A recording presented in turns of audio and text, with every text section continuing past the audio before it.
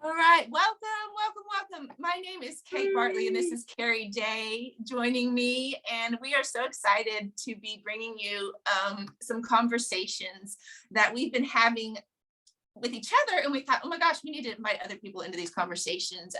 And so we're going to be starting a series of these conversations, and we're calling them Conversations That Heal, because again, it's something that we thought was going to be really valuable for other people. So Keri, I would love for you to start by just introducing a little bit about, maybe tell us why we're having these conversations. What is it that we're going to be talking about? So did you want me to give a brief description of who I am? Yeah, What I do? First, okay. So I am a certified life coach, a healing trauma coach. I help women who have been through or going through narcissistic abuse or betrayal trauma and developmental trauma. And I'm also an advocate like you, Kate, of women's health. And having gone through these experiences and being on the other side, I really get it. And I'm super passionate about helping women on their journey, their healing journey. So yeah. And one of my goals is to help people understand how trauma plays out in their body and how normal those responses are, and that healing is totally possible. So that's kind of where I'm at.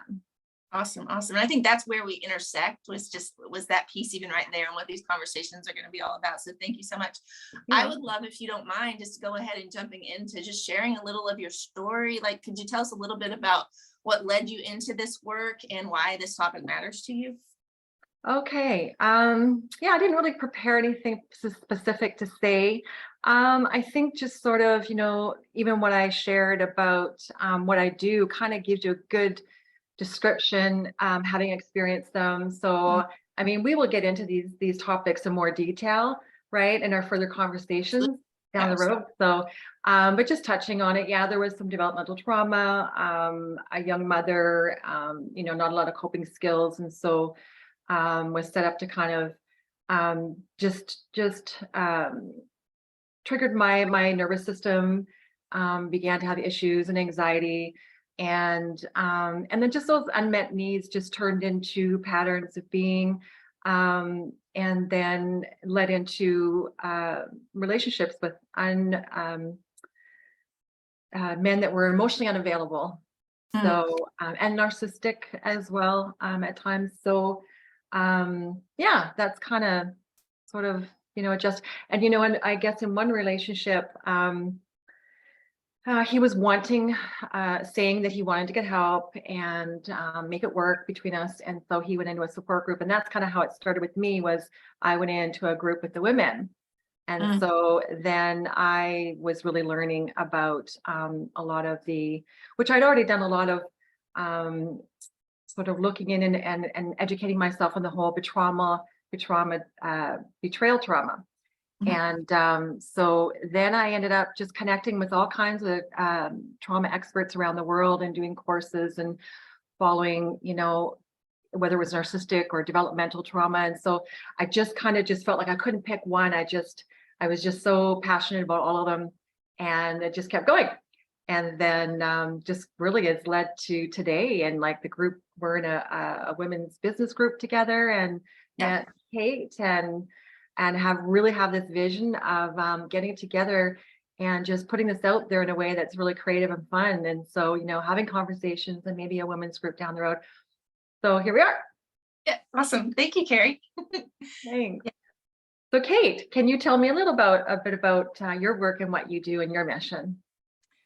Sure, absolutely. Thanks for asking. So I was a physical therapist for about 25 years, and I started a business in 2019 called She Walks in Wellness. And so my work revolves around, so I call myself a life wellness, soul care, and boundaries coach. And my work revolves around helping women, and especially overgivers, caregivers, care professionals, people that kind of have a habit of putting other people first, and get to a point often where it begins to affect them emotionally, physically, in their life goals. And so the ideal client that I typically work with is somebody that is really struggling with their physical and emotional health, burnout or stress related illnesses, that is and they're at a place where they don't have the capacity to care for others like they want to, and they're starting to recognize that there's some habits and patterns that are contributing to that. And so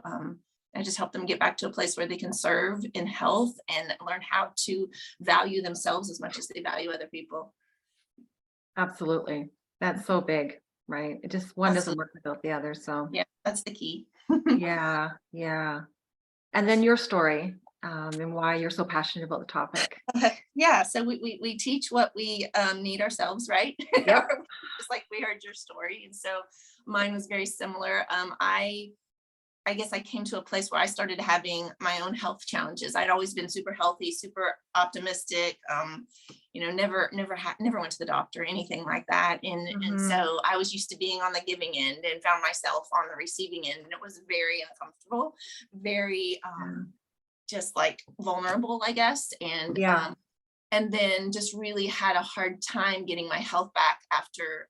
So I ended up with thyroid cancer, got better, worked on some habits, did some things, then fell back into similar patterns again and had some more health issues, ended up losing both ovaries and it just taking a really long time for me to get my health back, just lots of hormone imbalance and things like that. And so through that process of trying everything in the medical model and the Western culture way of addressing physical health, it wasn't working for me, and I had to go another route. And when I finally realized that, it took me understanding my habits and patterns and what was happening emotionally that I was repressing and not dealing with, that inner work of healing, that's how I restored my health. And that's kind of led me to create the space in my business. Yeah. And it's a long journey, isn't it? I mean, I'm sure probably you had the same experience where there wasn't a lot of knowledge of people talking about these things. So you're kind of having to really be your own little investigator and Absolutely. right. Yeah, I think figure it out, which is that I was researching on myself. It wasn't until afterwards that I started studying and reading and all these things and went, oh my gosh, that's what I did. I just didn't know what I was doing. Right. Yeah. And we're so lucky now that we have a lot more access to things, and that people like you and I are speaking out and sharing these things, because it just wasn't that way. Absolutely. Yeah. I just, I'm sure you were like me, just going for help and just not being able to find it. And I think, their characteristics are probably quite a bit the same. And luckily we have that curiousness in us, where it's like, why? And you're not ready to give up until you get to the bottom of the answers. And you don't just listen to like one doctor just saying, oh, well, just go take these meds or do this or that. And just kind of going, yeah, no, I think I'll, try to do some of this on my own. So. Right.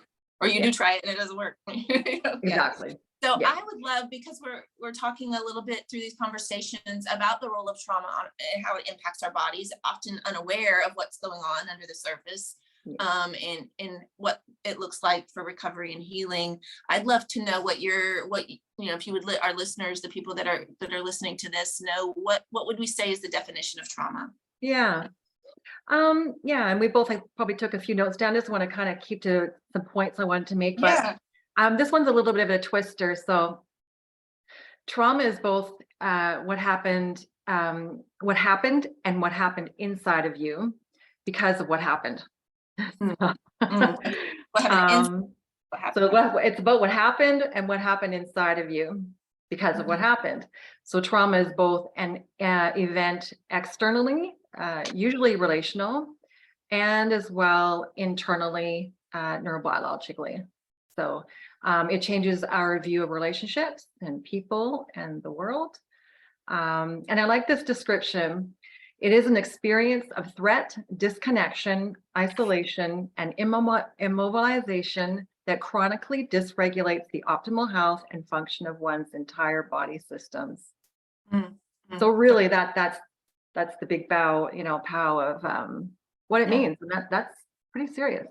Yeah, absolutely. I love how you said, first of all, the entire body systems, and then secondly, that word disconnection. I think that's really important.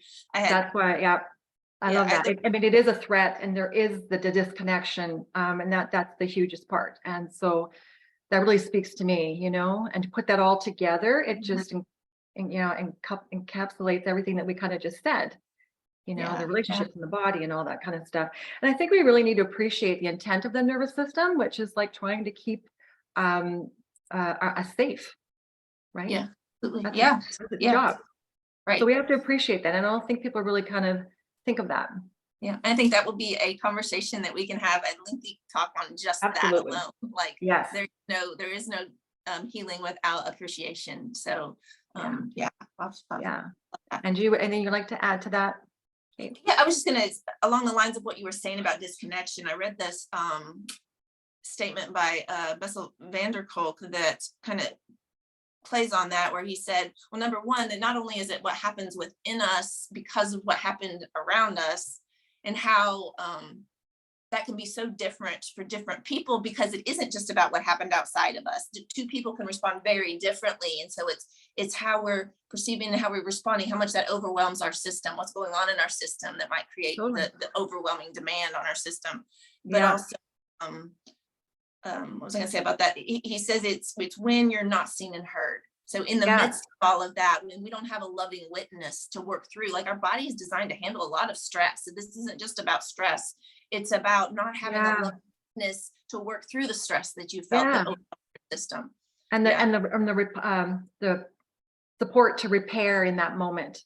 Yeah. And so if we don't, then what happens is it gets stuck in our bodies. That's right. Yeah. No one's helping us regulate and feel, safe as to what just happened. And it, it's totally different, right? If that part is there, it just doesn't play out the same way, right? It doesn't affect us in the same way. And the other thing is two people may take things totally different, have a different experience. What's traumatic for one may not be for another person, and a lot of people think trauma is what you see, and it's not. It's emotional trauma is a lot of the time much worse. So there's all those elements to it. Thank you. The last thing I was going to say on that is that he was saying it's about a fracturing of the self. When that happens, there's a fracturing of the self, that disconnection that you're talking about that impacts our self and the world and others from that place. He says it's about a loss of connection to ourselves, our families, and the world around us. Absolutely. Yeah, that's so good. The other piece that I thought was important that kind of goes along with the work that I do is often from that fracturing of self, where we start identifying with the habits that are formed from that place. Like, let's say, we're going to get into conversations about early childhood wounds that impact our development of habits, these habits like people pleasing and overgiving and all of that, but that often we identify those habits and even the strengths that come out of those, the gifts that arise out of them, as if they are who we are, when a lot of times they're the development from that wounding and from that trauma. And that's really important in the healing process to understand, I think. Yes, to understand, and the difference between all of it. Yeah. What would you say, Keri, based on this understanding of trauma and how it's based on how we perceive it and the impact on our own system and whether we have that loving witness? When I think of trauma, or when I used to think of trauma, all I thought of was those big T traumas like, child abuse or rape or physical violence or those kind of things. What might be some examples of some more common things that we often don't realize that our body is storing as trauma? You have any thoughts on that? There's many, right? There's so many. It could be anything, like you said, anything that we feel overwhelms us, that we can't cope with, and that we don't have that person to help us regulate, and splits us. I mean, there's a common one of divorce as a child, our parents getting divorced. And that's a pretty big one. I've even heard examples of, and you said one the other day too, but you're being bullied in school or teased. The teacher asks you to answer a question or something, and you're being teased. Like, it's just something as simple as that can be trauma for somebody. A child gets lost, or out with a family, and the child gets lost somewhere and can't find the parents. And they think that that's it, right? So they go into feeling survival mode. They're being triggered. So lots of things like that. You mentioned one the other day I thought was good. What was it? Medical and surgical trauma that we don't often think about. Oh, yes. I didn't realize is that it can I even had, I'll just share a quick example, and we can talk on this in another conversation, but I realized that that is what happened to me. I was stuck in fight or flight from my surgeries and what was happening in the state that I was in before I went into surgery, and the things that were happening when I woke up from surgery. And I hear that a lot now. But I had a client that we realized after the fact, when we were trying to get to the root of what was going on, that she'd been wheeled into surgery still without making a choice. Like, she still wasn't sure about if she agreed with this decision. And so it was almost as if her will had not decided a yes yet, which Oh, it wow. presented very similarly to as if you were, Yeah. having sex without consent, right? There was no consent yet. Like, in her Yes. mind, she hadn't settled it. And so there was a trauma Yeah. of that, what had happened to her body. That would The be body awful. went, whoa, this is a threat. We're not ready, right? Does that make sense? Yeah, Yeah, for yeah. sure. I'll have to talk to you about that some other time, because I had a bad experience being put under and had a reaction to the anesthesia. And when I woke up, I felt like I had been hit by a truck. And so we can talk about it another time. But Yeah, that's a whole but yeah, I conversation. remember just feeling like I was just suffocating going under, and that's what I felt was stop. And I was like, and I felt myself going to panic.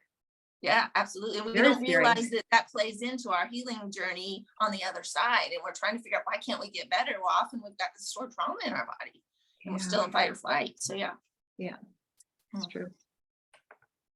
So I think the last thing we wanted to hit on today, I think, was the topic of healing. And so I kind of wrote down just a few things for people to understand when we're talking about healing. Just Webster's definition says to make free from injury or disease, or to make sound or whole. And it's this word of wholeness or whole that I kind of wanted to talk about today. It's a natural movement towards wholeness. And so that is what I didn't understand in my healing journey, is actually we have to start with wholeness, where there's this fracturing of self, or there's this stuck in fight or flight. We've got to start on the work of wholeness, and then that leads to healing.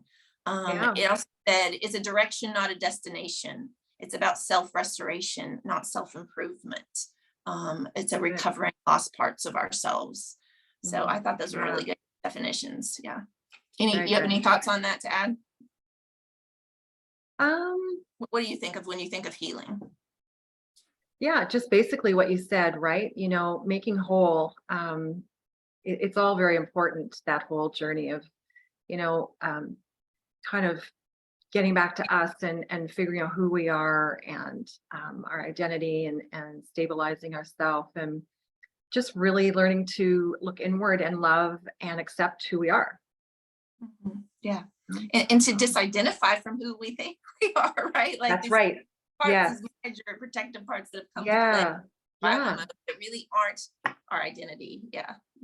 Having empathy, compassion, patience with ourselves in that journey. There's a lot to it. Yeah. Another thought along the lines of when we think about, whether it's emotional healing from trauma or physical healing, we often get caught up in this place of trying to look at what's wrong and focus on what's wrong. But when we think about this definition of movement towards wholeness, it's important to get our eyes off of what's wrong and start looking at how to or what's right? How to bring right and what's helpful to restoration. And so it's a shift from that survival energy. And really getting into that, right? That empowering perception and understanding what you went through, and it wasn't your fault, and it wasn't the story you made up about you, and working through that, and and finding people that understand and you can connect with, and support you in that journey, and just even talk about it's really important to do. So if somebody's just listening to this, first of all, if you guys really want to hear more of these conversations, I think we're going to be talking about everything from attachment wounds to, like, some of these conversations about specific traumas like medical trauma or narcissistic abuse, or like, what are some of the other topics that we've been talking about that we might be bringing? Oh my goodness, so many. We're just going to go with the flow, and we'll just pick one. It's move along. Gonna be fun. And if you're listening, and if you have a topic you'd like us to address, drop it down in the comments. Let us know what you're curious about, what you'd like to know more of based on what you just heard, what questions you have. And we'd love for y'all to start joining us. And so just Let us know in the comment, just with a heart, if you are excited about this conversation, or just, raise your hand, or drop us a me if you'd like to be notified to be following these conversations and any more about the work that we're doing. Keri, where can they find you? Like, if they're interested in your work and what you're doing, where can they find you? Yeah, will you be adding the link, Kate, to the bottom? I can do that, yeah. Website and Instagram and Facebook coaching page. Okay. That's pretty much the three where you can find me. Okay, so we'll drop those links in the bottom if anybody's interested in knowing more about the work. Awesome. Well, thank you for joining me. I'm so excited. I can't wait to be doing this with you and hearing more about what other. Okay, so yeah, I don't know where we are at time. I didn't know if we were going to be chatting about the eggshells or anything. Yeah, we have a few more minutes.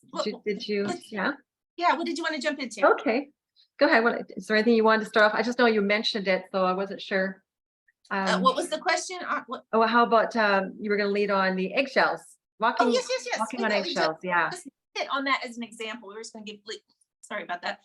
Give you all a quick example of how trauma impacts us. And so we were talking the other day about this habit that many women have, especially if there's some trauma in their background, of walking on eggshells, and why we do that and how that is a trauma response. I'd love to just hear your thoughts on that a little bit, Keri.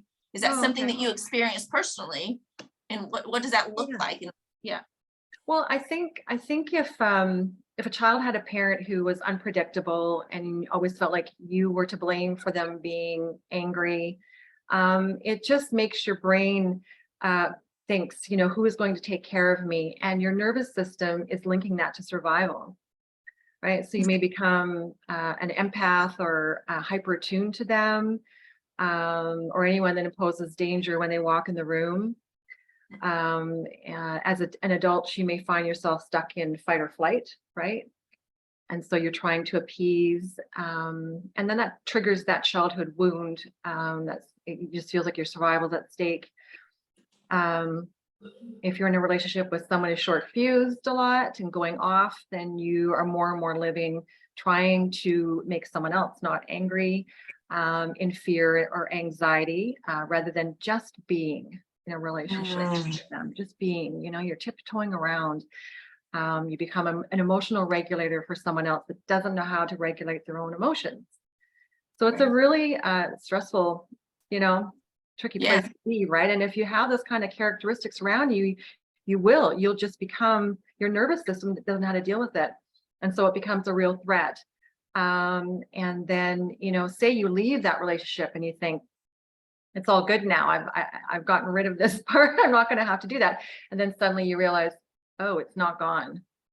Because you were so accustomed, maybe through your childhood and then through a relationship, you're still feeling that stuck, space, right?